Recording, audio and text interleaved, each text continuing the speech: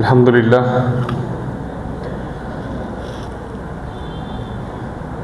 அளவிலா கருணையும் இணையிலா கிருபையும் உடைய அல்லாஹ்வின் திருப்பெயரால்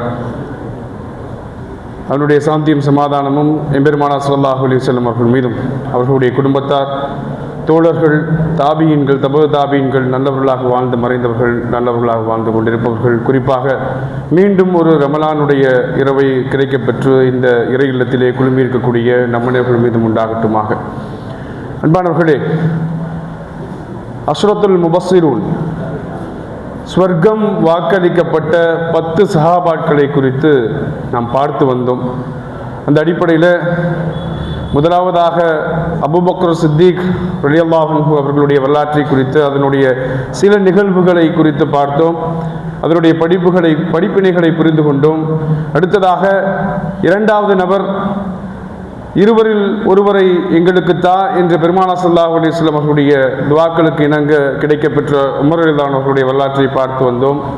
அவருடைய ஒற்றை போர் பாலஸ்தீனத்தினுடைய முதல் வெற்றியை குறித்து பார்த்தோம். அதனுடைய படிப்பினைகளை குறித்து பார்த்தோம். தொடர்ந்து உஸ்மான் ரலியல்லாஹு அன்ஹு அவர்களை, மூன்றாவது நபர் உஸ்மான் ரலியல்லாஹு அன்ஹு அவர்களுடைய சில வரலாற்று குறிப்புகளை பார்த்தோம், படிப்பினைகளை புரிந்து கொண்டோம். அன்பானவர்களே, அந்த அடிப்படையிலே நான்காவது நபர், ஸ்வர்க்கத்திற்கு வாக்களிக்கப்பட்ட பெருமானார் ஸல்லல்லாஹு அலைஹி வஸல்லம் அவர்களால் புகழாரம் சூட்டப்பட்ட நான்காவது நபர் அலி இப்னு அபி தாலிப் இப்னு அப்துல் முத்தலிஃப். இப்போ பெருமானார் ஸல்லல்லாஹு அலைஹி வஸல்லம் அவர்களுடைய பெரிய தந்தையினாருடைய மகன். அலி ரலியல்லாஹு அன்ஹு அவர்களுடைய குடும்பம் நமக்கு நன்றாகவே தெரியும். பெருமானார் ஸல்லல்லாஹு அலைஹி வஸல்லம் அவர்களோட பெரிய தந்தையினுடைய மகனார். பெருமானார் ஸல்லல்லாஹு அலைஹி வஸல்லம் அவர்களை யார் ஆரம்பத்திலே கவனித்து வந்தார்களோ அவருடைய மகன் அபி தாலிப் அவர்களுடைய மகன். அலி ரலியல்லாஹு அன்ஹு அவர்களுக்கு பல பெயர்கள் வரலாற்று நிகழ்வுல சூட்டப்பட்டிருக்கின்றன. இப்போ தாய் அவர்கள், அலி ரலியல்லாஹு அன்ஹு அவர்களுடைய தாய் முதலாவதாக அவருக்கு சூட்டிய பெயர் அசத் என்ற பெயரை அவர்களுக்கு சூட்டியிருந்தார்கள். தந்தையினுடைய விருப்பத்திற்காக அது அலி என்று பிறகு மாற்றப்பட்டது. அது மாத்திரமல்ல, அபுல் ஹசன் என்ற ஹசன் ரலியல்லாஹு அன்ஹு அவர்களுடைய தந்தை என்பதாக கூட அலி ரலியல்லாஹு அன்ஹு அவர்களை பல இடங்களிலே பெயர் சூட்டுவது உண்டு. பெருமானார் ஸல்லல்லாஹு அலைஹி வஸல்லம் அவர்கள் அலி ரலியல்லாஹு அன்ஹு அவர்களை அன்போடு அழைத்த ஒரு புனைப்பெயர் அபு துராப், மண்ணின் தந்தை என்று பெருமானார் ஸல்லல்லாஹு அலைஹி வஸல்லம் அவர்கள் அழைத்திருக்கின்றார்கள். அன்பானவர்களே, அலி ரலியல்லாஹு அன்ஹு அவர்கள்தான் இஸ்லாத்தை ஏற்ற முதல் சிறுவர். நாம் அபூபக்கர் சித்திக் ரலியல்லாஹு அன்ஹு அவர்களை குறித்து பார்க்கும் பொழுது இஸ்லாத்தை ஏற்ற முதல் ஆண் என்று நாம் பார்த்தோம். அலி ரலியல்லாஹு அன்ஹு அவர்கள் தான் இஸ்லாத்தை ஏற்ற முதல் சிறுவர். அப்போ இங்கே ஹசன் அல் பஸ்ரி ரஹ்மத்துல்லாஹி அலைஹி அவர்கள் அந்த வயது, அலி ரலியல்லாஹு அன்ஹு அவர்கள் இஸ்லாத்தை ஏற்ற போது 15 வயது மதிக்கத்தக்கவராக இருந்தார் என்று பதிவிறக்கம் இருக்கின்றது. இப்னு இஹ்சாம் மற்றும் இப்னு ஹஜர் அவர்கள் ரஹ்மத்துல்லாஹி அலைஹி அவர்களுடைய பதிவின்படி 10 ஆண்டுகள் தான், 10 வயசுல இஸ்லாத்தை தழுவிய ஒரு சிறுவர் என்று அவர்கள் அடையாளப்படுத்துகின்றார்கள். ஒவ்வொருவரும் இந்த மார்க்கத்தை குறித்து புரிந்து கொண்டு வந்த செய்திகள் எல்லாமே சுவாரஸ்யமான ஒன்று. அந்த அடிப்படையில் அலி ரலியல்லாஹு அன்ஹு அவர்களும் இந்த மார்க்கத்தை குறித்து புரிந்து கொண்டது சுவாரஸ்யமான ஒரு தகவல் தான். இந்த குர்ஆனுடைய வசனங்கள் நம்முடைய உள்ளத்திலே எப்படியான மாற்றத்தை ஏற்படுத்துகின்றது என்பதை உமர் ரலியல்லாஹு அன்ஹு அவர்களுடைய வரலாற்றை பார்த்தோம். குர்ஆனுடைய வசனத்தின் மூலமாக அல்லாஹ் மெதுவாக இறுகி இருக்கக்கூடிய அந்த இதயங்களை வெளிச்சமாக்கி பிறகு அதில் அல்லாஹ் குடிகொண்டான் இல்லையா. அலி ரலியல்லாஹு அன்ஹு அவர்கள் 10 வயது சிறுவனாக இருக்கும் பொழுதே பெருமானார் ஸல்லல்லாஹு அலைஹி வஸல்லம் அவர்களும் தங்களுடைய மனைவி கதீஜா ரலியல்லாஹு அன்ஹா அவர்களும் இந்த திருமறை குர்ஆனுடைய வசனங்களை தொழுகையிலே ஓத கேட்க அலி ரலியல்லாஹு அன்ஹு அவர்கள் இது என்ன மாதிரியான வசனங்கள் என்று இறைவனை குறித்து புரிந்து கொண்டார். அப்போ பெருமானார் ஸல்லல்லாஹு அலைஹி வஸல்லம் அவர்கள் விளக்குகின்றார்கள், இது பல கடவுள்கள் நம்பிக்கை கொண்டு இந்த ஊரில் இருக்கக்கூடிய இந்த சூழல்ல ஓர் இறைவனை நாம் வணங்க வேண்டும். அந்த செய்தியை கொண்டு வந்து மக்களிடத்திலே மக்களிடத்திலே சொல்ல வேண்டிய பொறுப்பு அல்லாஹ் எனக்கு கொடுத்திருக்கிறான். பெருமானார் ஸல்லல்லாஹு அலைஹி வஸல்லம் அவர்கள் தங்களுடைய நபித்துவத்தை குறித்து அலி ரலியல்லாஹு அன்ஹு அவர்களிடத்திலே சொன்னபோது அடுத்த நாள் இதை குறித்து சிந்தித்ததற்கு பிறகு, ஒரு 10 வயது சிறுவன் என்றாலும் கூட அடுத்த நாள் இதை குறித்து சிந்தித்ததற்கு பிறகு அலி ரலியல்லாஹு அன்ஹு அவர்கள் இந்த மார்க்கத்தை ஏற்றுக்கொள்கின்றார்கள். இப்போ பெருமானார் ஸல்லல்லாஹு அலைஹி வஸல்லம் அவர்கள் அலி ரலியல்லாஹு அவர்களை தன்னுடைய திருமணத்தின் பொழுது 25 அலி ரலியல்லாஹு அவர்கள் பெருமானார் ஸல்லல்லாஹு அலைஹி வஸல்லம் அவர்கள் 25வது வயசுல திருமணம் முடிக்கிறாங்க இல்லையா. அப்ப இருந்தே அலி ரலியல்லாஹு அவர்கள் பெருமானார் ஸல்லல்லாஹு அலைஹி வஸல்லம் அவர்களோடு வளரக்கூடிய ஒரு சிறுவராக இருக்கின்றார். அப்போ 30 வயசுல 5 வருஷத்துல இவர்களுக்கு அலி ரலியல்லாஹு அவர்களோடு இருக்கக்கூடிய அந்த பழக்கம் ஏற்படுது. பெருமானார் ஸல்லல்லாஹு அலைஹி வஸல்லம் அவர்களுடைய திருமண ஆண்டிற்கு 5 ஆண்டுகளுக்கு பிறகு இப்போ கூடையே வளரக்கூடிய ஒரு மகனாக வளர்த்தெடுக்கக்கூடிய ஒரு இடமும் அலி ரலியல்லாஹு அவர்களுக்கு இந்த வரலாற்றில் கிடைக்குது. இது மாத்திரமல்ல, பெருமானார் ஸல்லல்லாஹு அலைஹி வஸல்லம் அவர்கள் 20 ஆண்டுகள் அலி ரலியல்லாஹு அவர்களுடைய குடும்பத்தில் தான், அவர்களுடைய தாயினுடைய அரவணைப்பில் தான் பெருமானார் ஸல்லல்லாஹு அலைஹி வஸல்லம் அவர்களே வளர்றாங்க. அலி ரலியல்லாஹு அவர்களுடைய தாயாருடைய பெயர் ஃபாத்திமா. ஃபாத்திமா ரலியல்லாஹு அவர்கள் இந்த ஒரு பாசத்திற்காக கூட பெருமானார் ஸல்லல்லாஹு அலைஹி வஸல்லம் அவர்கள் தன்னுடைய மகளுக்கு ஃபாத்திமா என்ற பெயரை சூட்டியிருக்கின்றார் என்பது நமக்கு தெரியும். அப்போ ஃபாத்திமா அலி ரலியல்லாஹு அவர்களுடைய தாயாரோடு தன்னுடைய குடும்பத்தோடு பெருமானார் ஸல்லல்லாஹு அலைஹி வஸல்லம் அவர்கள் அந்த இணக்கம் என்பது ஆரம்பம் முதலே இணக்கம் கொண்டிருந்தவர்களாக நாம் அலி ரலியல்லாஹு அவர்களுடைய வரலாற்றினுடைய ஆரம்ப நிகழ்வுகளை நம்மால் பார்க்க முடிகின்றது. அன்பானவர்களே, ஆரம்ப காலகட்டத்தில் பெருமானார் ஸல்லல்லாஹு அலைஹி வஸல்லம் அவர்களுக்கு எல்லா வகையிலும் அலி ரலியல்லாஹு அவர்கள் உதவியாக இருக்கின்றார்கள். எந்த அளவுக்கு என்று சொன்னால், வெளியூரிலிருந்து பெருமானார் ஸல்லல்லாஹு அலைஹி வஸல்லம் அவர்களை யாராவது சந்திக்க வேண்டி வந்திருந்தார்கள் என்று சொன்னால் அவர்களை அழைத்து வருவது முதல் கொண்டு எல்லா கடுமையான சூழ்நிலைகளிலும் அலி ரலியல்லாஹு அவர்கள் பெருமானாரோடு தன்னுடைய வாழ்க்கையை தொடர்கின்றார்கள் இந்த இஸ்லாத்தை ஏற்றதற்கு பிறகு. அது மாத்திரமல்ல, பெருமானார் ஸல்லல்லாஹு அலைஹி வஸல்லம் அவர்களுடைய அந்த ஒரு நிகழ்வு அலி ரலியல்லாஹு அவர்களுடைய தைரியத்தை பறைசாற்றுகின்ற ஒரு நிகழ்வு. அலி ரலியல்லாஹு அவர்களுடைய பெயரை சொன்ன உடனே நமக்கு நினைவுக்கு வருவது அவருடைய வீரமான செயல்கள் தான் இல்லையா. அவருடைய போர்களும் அவருடைய வீரமும் நம்மளுடைய நினைவுக்கு வரும். அப்போ அந்த நினைவுக்குண்டான முதல் நினைவாக அன்பானவர்களே, தாருத் நத்வா என்று சொல்லக்கூடிய அந்த குறைஷிகளுடைய சங்கத்தில் எடுக்கக்கூடிய அந்த ஒரு முடிவு, இன்று இரவு பெருமானாரை கொலை செய்த வேண்டும் என்று பெருமானார் ஸல்லல்லாஹு அலைஹி வஸல்லம் அவர்களை கொலை செய்வதற்காக ஒரு திட்டம் தீட்டப்படுகின்றது. அது அல்லாஹ் பெருமானாருக்கு அறிவித்ததற்கு பிறகு பெருமானார் ஸல்லல்லாஹு அலைஹி வஸல்லம் அவர்கள் அந்த இரவு தான் அல்லாஹ்விடத்திலிருந்து அனுமதி கிடைக்குது. மக்காவிலிருந்து மதீனாவிற்கு பயணம் செய்வதற்காக, ஹிஜ்ரத் மேற்கொள்வதற்கான அனுமதி கிடைக்கக்கூடிய அந்த இரவு. அந்த இரவுல பெருமானார் ஸல்லல்லாஹு அலைஹி வஸல்லம் அவர்கள் ஒரு எல்லையை கடக்க வேண்டும்னு சொன்னா அந்த இல்லத்தில் யாராவது ஒருவர் இருப்பதாக வேணும் இல்லையா. அப்போதான் குறைஷிகள் வந்து பார்க்கும் பொழுது அங்கே ஒரு ஆள் இருக்கிறாங்கன்னு தெரியும். பிறகு அதை பயன்படுத்தி இவர்களுடைய பயணமானது சற்று தூரம் இவர்கள் எண்ணிய அந்த இடத்திற்கு சென்றடைய முடியும். இல்லைன்னா இடையிலேயே வழிமறித்து வந்துடுவாங்க. ஏன்னா நம்மளுடைய நிகழ்வுகள் பார்க்கும்பொழுது, ஹிஜ்ரத்தினுடைய நிகழ்வுகள் பார்க்குறோம், ரொம்ப நீண்ட தூரம் போனதற்கு பிறகு கூட துரத்திட்டு வந்துட்டாங்க. இந்த குகையில் அல்லாஹ்வுடைய கருணை இல்லைன்னா பெருமானார் ஸல்லல்லாஹு அலைஹி வஸல்லம் அவர்களும் அபூபக்கர் சித்திக் ரலியல்லாஹு அவர்களையும் நெருங்கிட்டாங்க. இப்போ 2 இடத்துல நெருங்கினாங்க. 2 இடத்தையும் நாம் பார்த்துருந்தோம். ஒரு முறை சுராக்கா ரலியல்லாஹு அவர்கள் பார்த்து விட்டு திரும்பி போகக்கூடிய ஒரு நிகழ்வு அல்லாஹ் ஏற்படுத்தினா, மற்றொரு முறை குகையினுடைய அருகே. அப்போ இந்த ஒரு கால சூழ்நிலையில் பெருமானார் ஸல்லல்லாஹு அலைஹி வஸல்லம் அவர்கள் ஒரு முடிவெடுக்கிறாங்க. தனக்கு பதிலாக தன்னுடைய படுக்கையில் அலி ரலியல்லாஹு அவர்களை உறங்கச் செய்ய வேண்டும். இப்போ இது இந்த நிகழ்வை படிக்கும் பொழுது, அந்த சூழ்நிலையோடு நாம் அந்த நிகழ்வை படிக்கும் பொழுது ரொம்ப இக்கட்டான சூழ்நிலை. ஏன்னா வரக்கூடியவர்கள் யார் உறங்கி கொண்டு இருப்பதுங்கிறது பார்க்கறதுக்கு உண்டான சந்தர்ப்பமே இல்லை.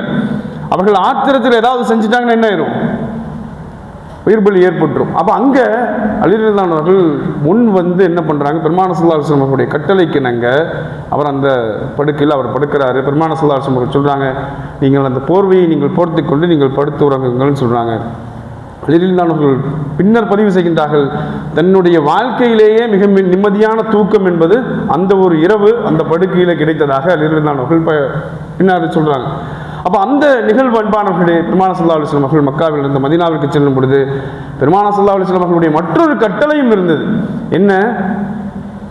என்னதான் பெருமானார் ஸல்லல்லாஹு அலைஹி வஸல்லம் அவர்களை சூனியக்காரர்கள், பைத்தியக்காரர்கள் என்றெல்லாம் அடையாளப்படுத்திய அந்த குறைஷிகள், இஸ்லாத்தினுடைய விரோதிகள், பெருமானார் ஸல்லல்லாஹு அலைஹி வஸல்லம் அவர்களிடத்தில் தான் அமானிதமான பொருட்களை ஒப்படைத்து வைத்திருந்தார்கள். அப்போ பெருமானார் ஸல்லல்லாஹு அலைஹி வஸல்லம் அவர்களுடைய இன்னொரு பங்கு என்ன, அந்த அமானித பொருட்களை முறையே அவர்களுக்கு கொடுத்து விட்டு தான் திரும்பி வரணும்னு அலி ரலியல்லாஹு அவர்களுக்கு கட்டளை பிறப்பிச்சிருந்தாங்க. அப்போ இந்த இரண்டு செயல்களையும் அலிரலியல்லாஹு ஏற்றவர்களாக அந்த இரவு அவர்கள் உறங்கிக் கொண்டிருக்கின்றார்கள். குறைஷிகள் வந்து பார்க்குறாங்க, பெருமானார் தான் நினச்சிட்டு இருக்கிறாங்க. பிறகு இரவினுடைய இரவாக இரவு வெளிச்சத்தில் போய் பார்க்கும் பொழுது அது அலிரலியல்லாஹு தெரிந்ததற்கு பிறகு அவரை இழுத்து கொண்டு போய் காபாவினுடைய அருகாமையில் கட்டி வைத்து அவர்களை துன்புறுத்துகின்றார்கள். பிறகு விடுதலை செய்கின்றார்கள். 3 நாட்கள் கழியுது. அலிரலியல்லாஹு விடுதலை செய்ததற்கு பிறகு 3 நாட்கள் அந்த விநியோக யாரெல்லாம் பொறுப்பாக கொடுத்திருந்தார்களோ அந்த பொருட்களை எல்லாம் அவர்களிடத்தில் உரியவர்களிடத்தில் கொடுத்து விட்டு மக்காவிலிருந்து மதீனாவிற்கு அலிரலியல்லாஹு கால்நடையாக நடந்து வரார். இன்னைக்கு உம்ராவிற்கும் ஹஜ்ஜுக்கும் செல்லக்கூடியவர்களுக்கு தெரியும், மக்காவிலிருந்து மதீனா என்பது சாதாரணமான பயணம். இன்றைக்கு ஏசி பஸ்ஸில் சொகுசு பஸ்ஸில் நம்ம பயணம் பண்ணுறோம். அன்றைக்கு ஒட்டகங்கள் இருந்தாலும் கூட அது கடுமையான பயணங்கள் தான். ஆனால் அந்த இடத்துல அலிரலியல்லாஹு அவர்கள் நடந்தே போகிறாங்க. மதீனாவை வந்தடையும் பொழுது அலிரலியல்லாஹு அவர்களுடைய கால்கள் வீக்கம் கண்டதாக, தோள்கள் எல்லாம் உரிந்த நிலையில் அலிரலியல்லாஹு அவர்கள் மதீனாவுக்கு வந்தடைகிறாங்க. அலிரலியல்லாஹு அவர்களுடைய வரலாற்றை படிக்கும் பொழுது பெருமானார் ஸல்லல்லாஹு அலைஹி வஸல்லம் அவர்கள் மீது அந்த வைத்திருக்கக்கூடிய அந்த ஒரு பாசம், திருமறை குர்ஆன் மீது அவர்கள் வைத்திருக்கக்கூடிய பாசம், எத்தனையோ கோட் அலிரலியல்லாஹு அவர்கள் சொல்வதாக எத்தனையோ கோட் அவர்கள் நம்ம பார்க்க முடியும். அவர்கள் சொன்ன அந்த சில வார்த்தைகள், குர்ஆனை ஓதிய பின்னரும் மரணத்திற்கு பின் நரக நெருப்பில் தள்ளப்படுவோர் அந்த வசனங்களை வேடிக்கையாக எடுத்துக்கொண்டவர்கள் ஆவர் என்று அலிரலியல்லாஹு அவர்களுடைய ஃபேமஸ் கோட் இருக்கு குர்ஆனை குறித்து. அறிவுள்ள யாரும் அல் பக்ரா அத்தியாயத்தின் கடைசி 3 வசனங்களை ஓதாமல் உறங்க செல்ல மாட்டார்கள். இப்படியெல்லாம் குர்ஆனை குறித்து, பெருமானார் ஸல்லல்லாஹு அலைஹி வஸல்லம் அவர்களை குறித்து பல்வேறு கோட் அவர்களுடைய வாழ்க்கை வரலாற்றை படிக்கும் பொழுது அவர்கள் வெளிப்படுத்திய அந்த வார்த்தைகளை நம்மால் புரிந்து கொள்ள முடியும். அன்பானவர்களே, அலிரலியல்லாஹு அவர்களுடைய கடைசி காலகட்டம் கூட ஈராக்கில் அந்த சொன்ன வார்த்தை, தமது இறுதி நாட்கள் அவர்களுடைய அந்த கடைசி நாட்களில் கூட அவர்கள் வெளிப்படுத்திய அந்த வார்த்தை, என்னை நீங்கள் இழப்பதற்கு முன் குர்ஆனை குறித்து என்னிடம் கேட்டு தெரிந்து கொள்ளுங்கள். உமர் ரலியல்லாஹு அவர்களுடைய வரலாற்றை பார்க்கிறோம்.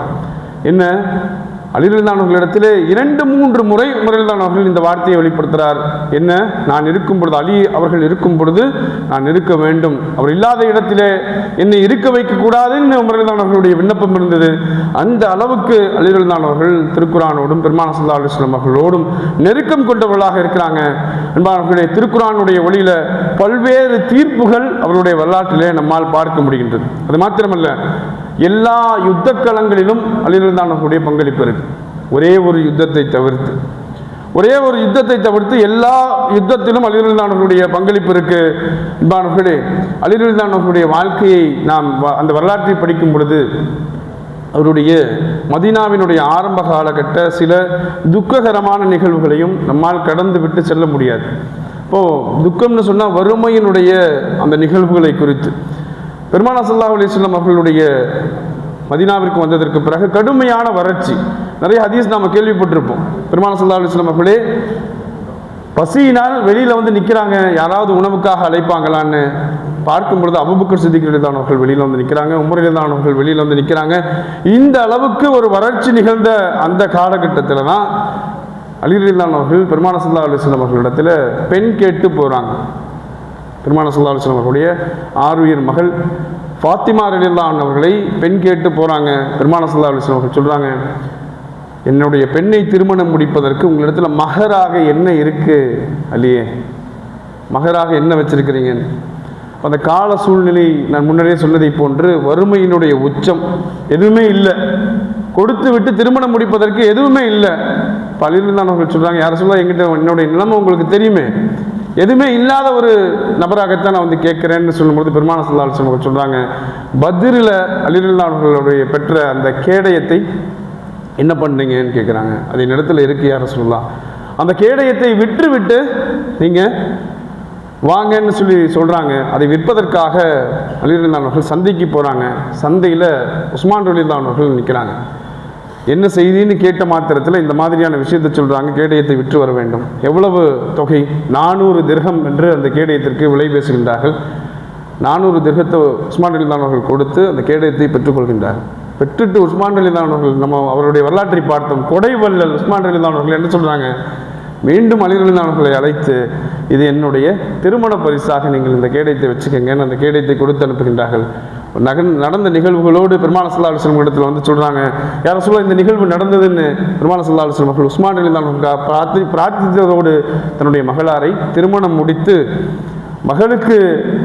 மகளுக்கும் மருமகனுக்கும் பெருமானார் ஸல்லல்லாஹு அலைஹி வஸல்லம் அவர்கள் கொடுத்து அனுப்பியது ஒரு கம்பளியும் சில பாத்திரங்கள் மாத்திரம் கொடுத்து அனுப்புகிறாங்க. யாருங்க?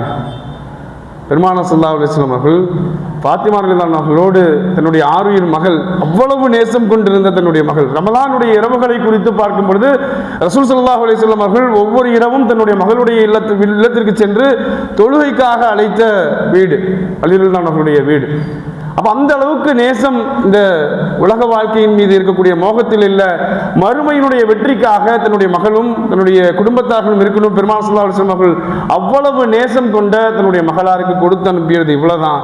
இதை வைத்து கொண்டு அவர்களுடைய இல்லற வாழ்க்கையை துவங்குறாங்க. இப்போ எவ்வளவு தூரம் வறுமையினுடைய நிழல் நம்ம பார்க்க முடியுது. இது மாத்திரமல்ல அன்பானவர்களே, நாம் அதிகமாக கேள்விப்பட்ட மற்றொரு ஹதீஸினுடைய ஆரம்ப புள்ளியும் இந்த வறுமையினுடைய நாட்களில் தான் நிகழுது. அவர்கள் மதீனாவில் உணவுக்காக ஒன்றுமே இல்லை, வீட்டில் உணவு உண்டு பல நாள் ஆயிடுச்சு, பட்டினியோடு இருக்கக்கூடிய அந்த சந்தர்ப்பத்தில் மதீனாவினுடைய எல்லையை கடக்க முற்படுகின்றார். அங்கே பார்க்குறாரு சில களிமண்கள் பொதித்து வைத்திருக்கக்கூடிய நிலையை பார்க்குறாரு. அந்த களிமண்களில் தண்ணீர் இறைச்ச வேண்டிய ஒரு வேலைக்காக போய் கேட்குறாரு. இப்போ தண்ணீரை கொண்டு வந்து அந்த களிமண் மேலே ஊற்றணும். இப்போ தண்ணீரை கொண்டு ஊற்றுறதுக்கு ஒரு வாளி தண்ணீருக்கு ஒரு பேரித்தம்பளம் வீதமாக விலை பேசப்படுகின்றது. அந்த முதல் நாள் அலிரலியல்லாஹு அவர்கள் 16 வாளி தண்ணியை இறைக்கிறாங்க. கடுமையான அந்த உழைப்பிற்கு பிறகு 16 பேரிச்சம்பளங்களை எடுத்துட்டு நேராக பெருமானார் ஸல்லல்லாஹு அலைஹி வஸல்லம் அவர்களுடைய இல்லத்திற்கு போய், ஏன்னா பெருமானார் ஸல்லல்லாஹு அலைஹி வஸல்லம் அவர்களும் பட்டினியோடு இருக்கக்கூடிய சந்தர்ப்பம்.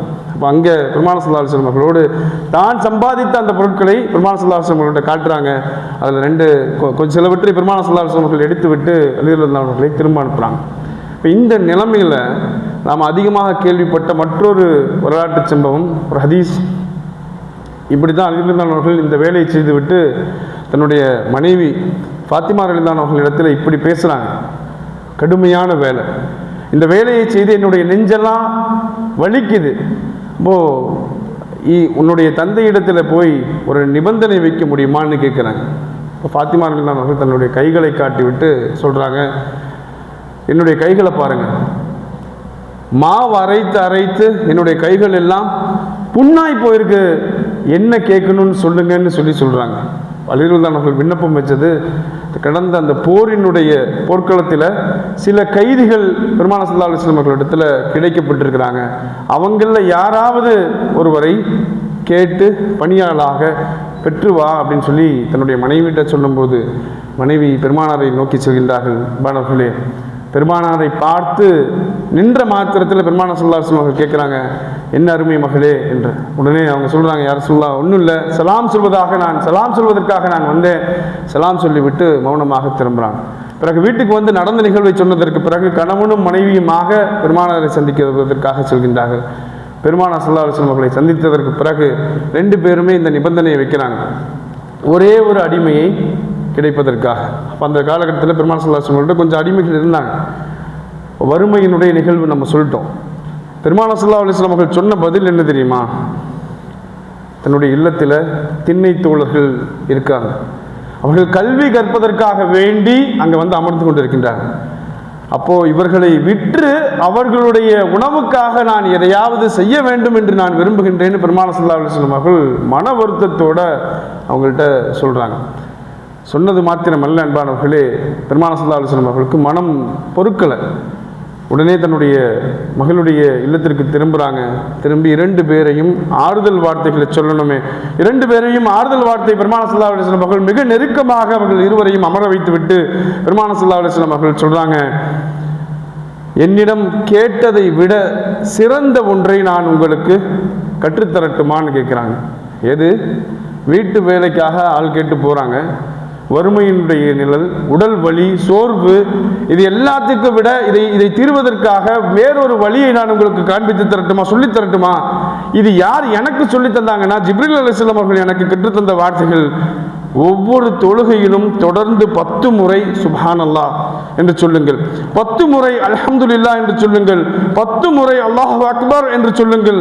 அது மாத்திரமல்ல, படுக்கைக்கு செல்கையில் 33 முறை சுப்ஹானல்லாஹ் என்றும் 33 முறை அல்ஹம்துலில்லாஹ் என்றும் 34 முறை அல்லாஹு அக்பர் என்றும் சொல்லுங்கன்னு பெருமானார் ஸல்லல்லாஹு அலைஹி வஸல்லம் அவர்கள் சொல்றாங்க. அதை புன்முறுவலோடு இருவரும் ஏற்றுக்கொள்கின்றார். இப்போ நிகழ்வுகள் பார்க்குறோம்.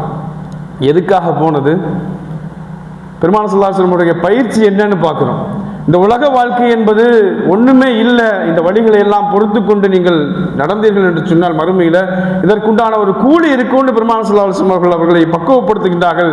அவர்களுடைய பயிற்சியினுடைய பட்டறையிலே வளர்ந்த இருவரும் அவர்களுடைய வாழ்க்கையானது அன்பானவர்களே எப்பேற்பட்ட மாற்றத்தை ஏற்படுத்தியது என்பதை வரலாற்று நிகழ்வுகள் நமக்கு சொல்ல முடியும். அன்பானவர்களே, அலி ரலியல்லாஹு அன்ஹு அவர்களுடைய வரலாற்றை குறித்து நாம் பார்க்கும் பொழுது இன்றைய இந்த உரை 2 நிகழ்வாக இன்ஷா அல்லாஹ் நடைபெறும். ஸோ இதனுடைய தொடர்ச்சி நாளைய தினம் தொடரும்.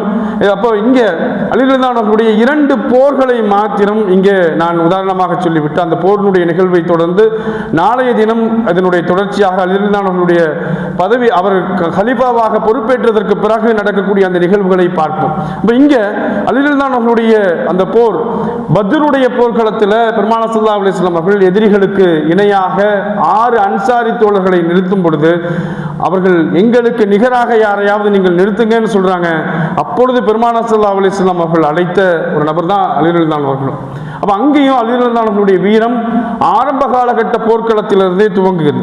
அது மாத்திரமல்ல, உஹதுடைய போர்க்களம் கடுமையாக முஸ்லிம்கள் பாதிக்கப்பட்ட அந்த போர்க்களத்தில் கூட அலி ரலியல்லாஹு அன்ஹு அவர்களுடைய வீரம் என்பது அன்பானவர்களே ஆரம்பம் முதலே உஹதுடைய யுத்தத்திலே சீறி பாய்ந்து கொண்டிருக்கின்றார் அலி ரலியல்லாஹு அன்ஹு அவர்கள். அவர்களுடைய உஹதுடைய போர்க்களம் தொடங்கியதற்கு பிறகு உஹதுடைய யுத்த களத்திலே அலி ரலியல்லாஹு அன்ஹு அவர்கள் எதிரியினுடைய கொடியேந்தி வந்திருக்கக்கூடிய குறைஷியினுடைய ஒருவரை சந்திக்கிறார். அவரை தான் அலி ரலியல்லாஹு அன்ஹு அவர்கள் ஃபேஸ் பண்றாங்க. அலி ரலியல்லாஹு அன்ஹு அவர்கள் அந்த கொடியேந்தி வந்திருக்கக்கூடிய அவர்களுடைய போர்க்களத்தில் அந்த போர்க்களத்தினுடைய ஆரம்ப கட்டத்திலே என்ன பண்றாங்கன்னா அவரை வெட்டி வீழ்த்துறாங்க, அவருடைய கால்களை வெட்டுறாங்க. வெட்டியதற்கு பிறகு அவருடைய மர்ம உறுப்பு வெளியே தெரிந்த உடனே அவரை விட்டுட்டு போயிடுறாங்க. விட்டுட்டு போனதுக்கு அப்புறம் தான் உஹதுடைய யுத்தம் தெரியுமே. பெருமானார் ஸல்லல்லாஹு அலைஹி வஸல்லம் அவர்கள் கொல்லப்பட்டு விட்டார்கள் என்று சொன்னது மாத்திரமல்ல, உஹதுடைய யுத்த களமே மொத்தமாக மாறி நடக்கக்கூடிய நிகழ்வுகளை பார்க்குறாங்க. முஸ்லீம்களுடைய கொடியேந்தி வந்த முஸாப் இப்னு உமைர் ரலியல்லாஹு அன்ஹு அவர்களுடைய ஷஹீதுக்கு பிறகு அந்த கொடியை அலி ரலியல்லாஹு அன்ஹு அவர்கள் ஏந்தியவராக உஹதுடைய யுத்த களத்தை முழுவதுமாக சுற்றி வராங்க. அது மாத்திரமல்ல, பெருமானார் ஸல்லல்லாஹு அலைஹி வஸல்லம் அவர்கள் தாக்கப்பட்டு விட்டார்கள் என்ற அந்த ஒரு கோபம், இனி என்ன நிகழுமோ என்ற கோபம் அலி ரலியல்லாஹு அன்ஹு அவர்களுக்கு உஹதுடைய யுத்த களத்தில் பார்த்த சஹாபாக்கள் சாட்சி கூறுகின்றார்கள். அந்த அளவுக்கு அவர்களுடைய வீரியம் இன்னும் அதிகரித்து உஹதுடைய யுத்த களத்தில் அலி ரலியல்லாஹு அன்ஹு அவர்களுடைய போராட்டமானது இருந்தது என்பது வரலாற்று சான்று. அன்பானவர்களே, அதை தொடர்ந்து பெருமானார் ஸல்லல்லாஹு அலைஹி வஸல்லம் அவர்களை சந்திக்கின்றார்கள். அவர்களுக்கான முதல் உதவியை அளிக்கின்றார்கள். பெருமானார் ஸல்லல்லாஹு அலைஹி வஸல்லம் அவர்கள் உஹதுடைய யுத்தத்தில் அலி ரலியல்லாஹு அன்ஹு அவர்களுக்கு வேறொரு செய்தியும் சொல்றாங்க, வேறொரு கட்டளை பிறப்பிக்கின்றார்கள். விடை பெற்று போன அந்த குறைஷிகள் எப்படி போறாங்கன்னு பெருமானார் ஸல்லல்லாஹு அலைஹி வஸல்லம் பார்ப்பதற்காக அலி ரலியல்லாஹு அன்ஹு அவர்களுக்கு அந்த பொறுப்பு ஒப்படைக்கப்படுது. இப்போ எப்படி அவர்கள் போனவங்க குதிரையிலிருந்து ஒட்டகத்திற்கு ஏறினார்கள் என்று சொன்னால் அவர்கள் மதீனாவிலிருந்து மக்காவிற்கு புறப்படுகின்றார்கள். குதிரையிலிருந்து அவர்கள் குதிரையை ஓட்டிய வண்ணம் ஒட்டகத்தையும் இழுத்து வருகின்றார்கள் என்று சொன்னால் அவர்கள் மதீனாவை நோக்கி வருகின்றார்கள். உடனே நாம் வேறொரு களத்திற்கு தயாராக வேண்டும் என்று பெருமானார் ஸல்லல்லாஹு அலைஹி வஸல்லம் அவர்கள் சொல்றாங்க. அதை பார்ப்பதற்காக அலி ரலியல்லாஹு அன்ஹு அவர்கள் தான் தூதுவராக போய் பார்த்துவிட்டு அவர்கள் குதிரையிலிருந்து ஒட்டகத்தை ஏறி அவர்கள் மக்காவை நோக்கி பயணப்பட்டு விட்டார்கள் என்பதை அலி ரலியல்லாஹு அன்ஹு அவர்கள் தான் பெருமானார் ஸல்லல்லாஹு அலைஹி வஸல்லம் அவர்கள்ட்ட வந்து சொல்றாங்க. அன்பானவர்களே, இப்படி எல்லா போர்க்களத்திலும் போர்களிலும் அலி ரலியல்லாஹு அன்ஹு அவர்களுடைய ஒரு பங்களிப்பானது மிக முக்கியமான பங்களிப்பு, குறிப்பிடத்தக்க பங்களிப்பு, ஆழமான பங்களிப்பு அவர்களுடைய எல்லா போர்க்களத்திலும் நம்மால் சுட்டிக்காட்ட முடியும். அப்படித்தான் அலி ரலியல்லாஹு அன்ஹு என்று சொன்னாலே, அலி என்று சொன்னாலே வீரம் என்பது நம்முடைய உள்ளத்திற்கு ஏற்படும். அது மாத்திரமல்ல, ஆரம்ப காலகட்டத்தினுடைய வறுமை பிறகு கலீஃபாவாக பொறுப்பேற்றதற்கு பிறகு இந்த உலகின் அனைத்து செல்வங்களும் கைகளில் இருக்கும் போது அலி ரலியல்லாஹு அன்ஹு அவர்கள் சொன்ன அந்த வார்த்தைகள் சொல்லி இன்றைய தினத்தினுடைய உரையை நான் நிறைவு செய்கின்றேன். அன்பானவர்களே, அவர் சொன்ன அந்த வார்த்தை, உலகமே வஞ்சிப்பதற்கு வேறு யாரேனும் பார்த்துக்கொள், மேகமலை வீசி என்னையா மயக்கப் போகின்றாய், அது முடியாத செயல். தூரப்போ தூரப்போ, திரும்ப பெற முடியாதபடி நான் உன்னை ஒரே அடியாக மனவிலக்கு செய்து விட்டேன். உனது காலம் குறைவானது, வாழ்வோ அற்பமானது, சேர்த்ததோ சொர்க்கம், பயணமோ நீண்டது, வழியோ தனியது என்று இஸ்தியா என்று சொல்லக்கூடிய அந்த புத்தகத்தில் பதிவு செய்யக்கூடிய இந்த வாசகங்கள் அன்பானவர்களே அவர்களுடைய வாழ்க்கையிலே நடைமுறைப்படுத்துவர். மறுமைக்காக தங்களுடைய வாழ்க்கையை அலிரல்லானவர்கள் மறுமை என்ற மறுமையிலே வெற்றி, மறுமையினுடைய படித்தரங்களிலே உயர்ந்த இடத்திற்கு செல்ல வேண்டும் என்பதற்காக இந்த உலக வாழ்க்கையை அமைத்துக் கொண்டு அவர்களுடைய கலீஃபாவுக்கு பிறகு, அவர்களுடைய பொறுப்பேற்றதற்கு பிறகு என்னென்ன நிகழ்வுகள் நடந்தது, அதனுடைய படிப்பினைகள் என்ன என்பதையெல்லாம் நாம் இன்ஷா அல்லாஹ் நாளைய தினம் பார்ப்போம்.